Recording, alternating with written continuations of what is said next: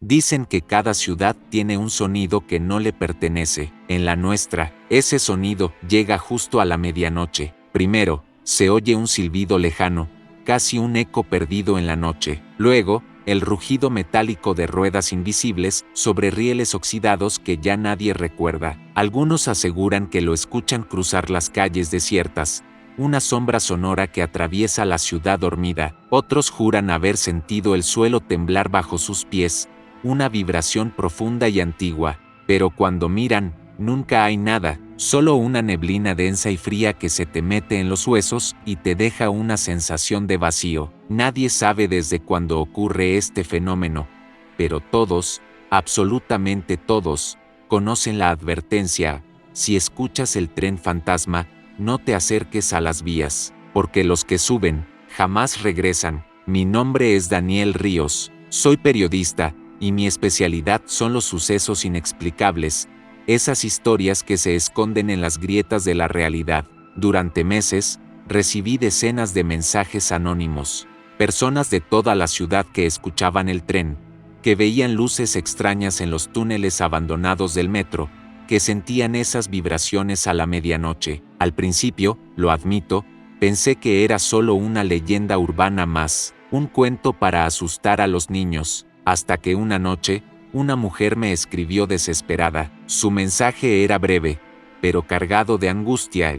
Mi hijo desapareció. Escuchó el tren pasar y fue a buscarlo. Solo encontramos su celular, tirado junto a las vías, grabando el sonido de un tren que nadie más vio. Ese mensaje lo cambió todo. Ya no era una leyenda, era una tragedia. Decidí investigar a fondo, no por la historia en sí, sino por la mirada de esa madre que todavía esperaba escuchar un ruido familiar, como si en algún lugar, su hijo todavía estuviera viajando en aquel tren que no existe. Mi primer paso fue buscar en los archivos del antiguo sistema de metro de la ciudad. Entre montañas de documentos polvorientos, encontré registros de una línea clausurada en 1979. El informe oficial hablaba de un colapso estructural, una serie de accidentes no explicados y la desaparición de 3 empleados. Nadie había vuelto a abrir esos túneles desde entonces. Pero lo que me heló la sangre fue una nota al pie, escrita a mano,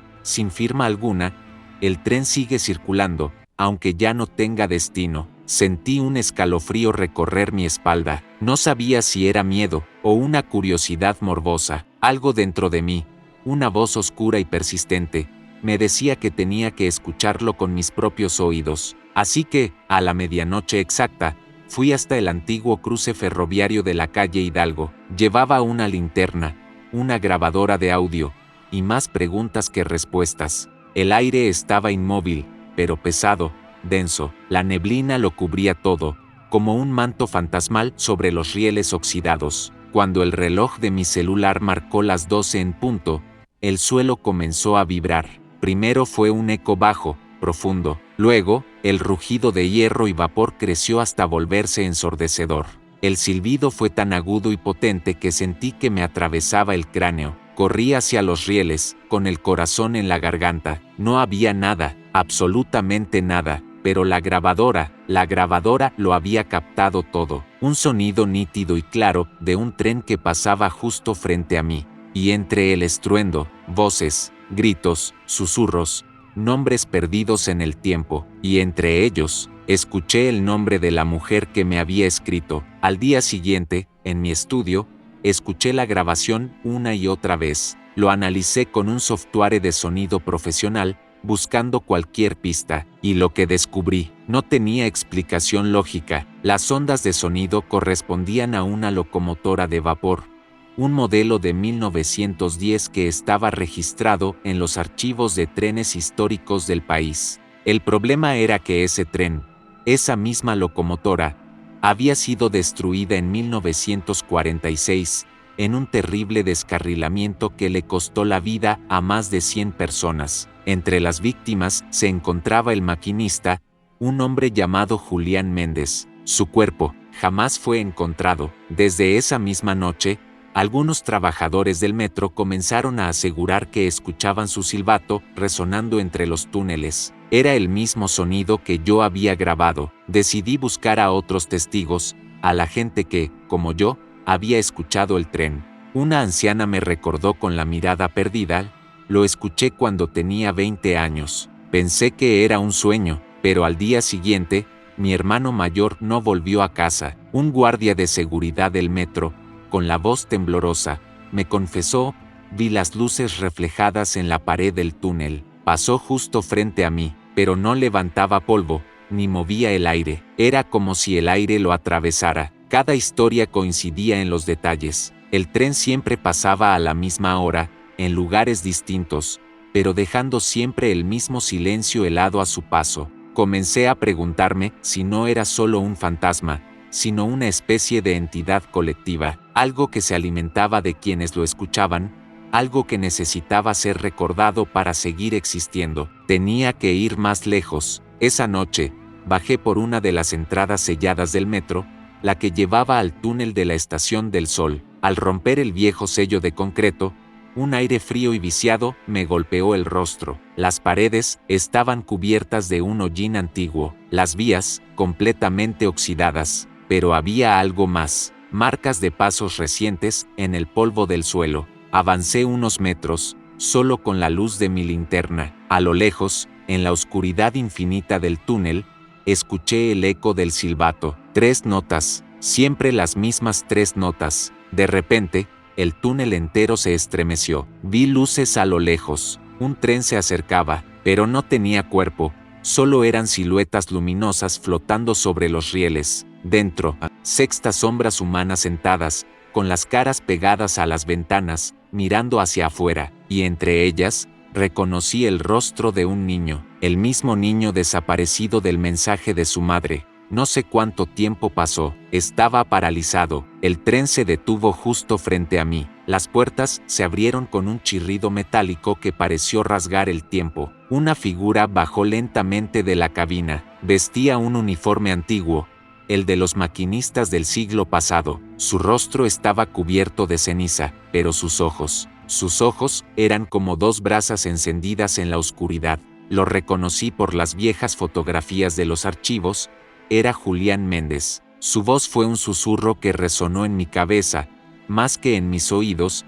El tren nunca se detuvo, solo cambió de tiempo. Sentí que mi cuerpo se congelaba. Las luces del tren fantasma parpadearon violentamente. Cuando volví a mirar, ya no estaba, solo el tren, avanzando lentamente hacia el fondo del túnel, desapareciendo entre la neblina que parecía nacer de las propias paredes. Logré salir del túnel con una dificultad que no puedo describir.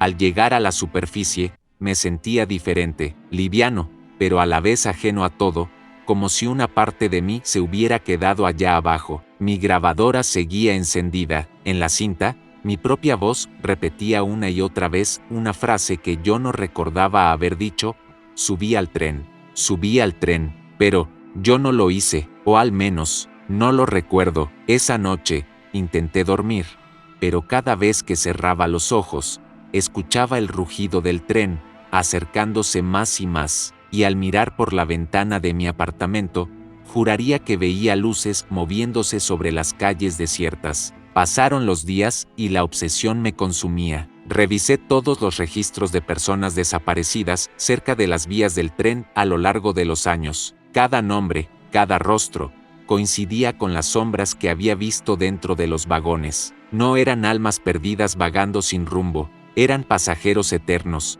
atrapados en un bucle infinito entre el pasado y el presente, viajando en un tren sin destino. Finalmente, lo entendí: el tren no se aparece al azar, el tren elige a sus pasajeros. Aquella medianoche, mi teléfono sonó, un número desconocido. Al contestar, no escuché una voz, solo el sonido inconfundible del tren. Fui hasta el cruce de la calle Hidalgo, donde todo había comenzado. La neblina era tan espesa que apenas podía ver mis propias manos. Entonces, lo escuché de nuevo, el silbato, las vibraciones bajo mis pies, el aire girando en círculos a mi alrededor.